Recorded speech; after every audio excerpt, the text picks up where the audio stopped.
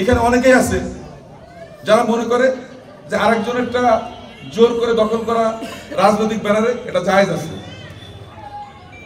এটা খুবই দুর্ভাগ্যজনক যে আমরা মানুষ হয়ে পশুর মতো আচরণ করছি। আমি সেদিনও বলেছি এখানে মনে সম্ভবত যে কুকুর কিন্তু যত খাবার পাক সে কিন্তু আরেকটা কুকুরকে দেখলে কিন্তু সে কিন্তু খুব তেড়ে আসে, অথচ সে কিন্তু পুরোটা শেষ করতে পারবে না, অনেক খাবার। এটা কুকুরের স্বভাব। আমাদের ভিতরে কেন যেন এরকম পশুর মতো পশুবৃত্তি বেশি ঢুকে গেছে। আমাদের এই স্বভাবের পরিবর্তন করতে হবে। আমাদের চেষ্টা করতে হবে যে সবাইকে নিয়ে থাকার জন্য, সবাইকে নিয়ে আমাদের সমাজটা, সব ধর্ম বর্ণের লোক নিয়ে আমাদের দেশটা। আমাদের পরিচয় একটাই, আমরা বাংলাদেশী। সুতরাং এই যে জিনিসগুলো, এইগুলো যদি আমরা ঠিক করতে পারি, আমরা যদি মেরামত করতে পারি, তাহলে আমাদের এইটা পরিবর্তন করা সম্ভব। আমাদের সমস্যা হয়ে গেছে সর্বক্ষেত্রে আমরা রাজনীতি নিয়ে আসছি।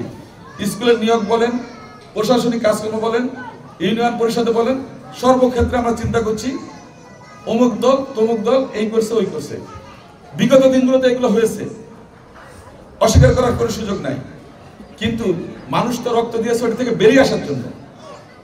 তারা যে খারাপ কাজ করেছে আমরা সেটা চর্চা করব না, সেই অঙ্গীকার নিয়েই কিন্তু আমরা এই মুক্তির গান গেয়ে যাচ্ছি। এখন আমরা যদি একই পথে আগাই, একই কাজ করি, তাহলে তো আমাদের তো মানে মুখ থুবড়ে পড়তে হবে।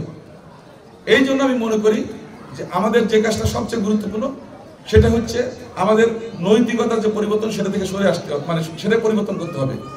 নীতির পরিবর্তন, আমাদের নেতাদের পরিবর্তন হতে হবে। নেতাদের যে গুণাবলী সেগুলোকে গুরুত্ব নিতে হবে যে এই নেতা কি বলতেছে। অনেকে অনেক কথা বলে, খুব সুন্দর করে সাজিয়ে গুছিয়ে কথা বলে, কিন্তু শুধু খুশি করার জন্য বলে, ওইটা কিন্তু সে দায়িত্ব নিয়ে বলে না। কিন্তু যেটাকে বলা হয় কথা মারার রাজনীতি। আমাদের তারেক রহমান সাহেব বলেছেন যে আমরা কথা মারার রাজনীতি করব না। বিএনপি যে প্রতিজ্ঞা করছে, যে প্রতিশ্রুতি দিচ্ছে, প্রত্যেকটা বাস্তবায়নে আমরা প্রতিশ্রুতিবদ্ধ এবং আগামীতে আমরা চেষ্টা করব যে কোনো মূল্যে আমাদের এই প্রতিশ্রুতি আমরা বাস্তবায়ন করার জন্য। আমাদের বলা হয়েছে আমাদের যে কর্মসংস্থান যে পরিকল্পনা আছে সেটা নিয়ে আমরা কাজ করব, কারণ কর্মসংস্থান থাকলে তখন মানুষ দুর্বৃত্তায়নের দিকে কম যাবে।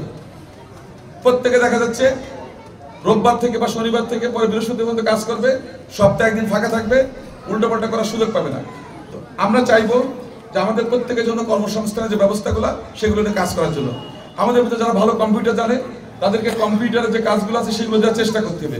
যারা সেলাই কাজ জানে আমাদের চেষ্টা করতে হবে বড় বড় যে এনজিওগুলো আছে, ব্র্যাক সহ বড় বড় যেগুলো আছে, তাদের উদ্যোগে এখানে যে সেলাই মেশিন বা হস্তশিল্প এখান থেকে কালেক্ট করে নিয়ে যাবে।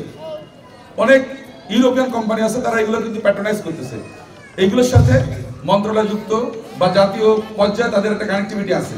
তো আমরা সেগুলো নিয়েও কাজ করার আমাদের একটা সুযোগ থাকবে। সবচেয়ে বড় কথা, আমাদের এই জনপদের যে সম্পদ আছে সেটা সুষম বন্টনের জন্য আমাদের কাজ করতে হবে।